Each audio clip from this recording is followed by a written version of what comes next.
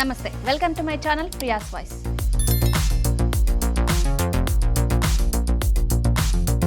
చాలా మంది ఓ మాట చెప్తుంటారు, కొంచెం మందు తాగితే ఏం కాదని అంటుంటారు.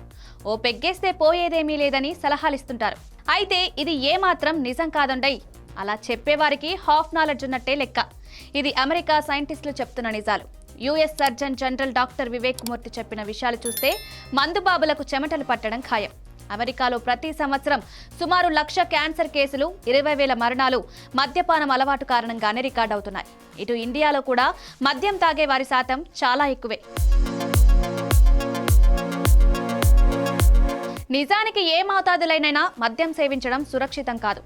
ఎంత తాగుతున్నారు, ఎప్పుడు తాగుతున్నారు, ఎంత కాలం నుంచి తాగుతున్నారు అన్న విషయాలను పక్కన పెడితే ఆల్కహాల్ క్యాన్సర్కు ప్రధాన కారణమన్నది అధ్యయనం చెప్తున్న నిజం.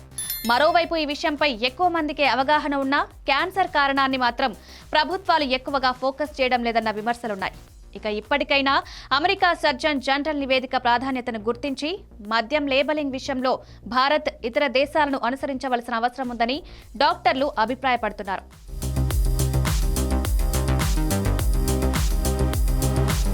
మరిన్ని వీడియోస్ కోసం సబ్స్క్రైబ్ చేసుకుని కిందున్న బెల్ ఐకాన్ని నొక్కండి. Thank you.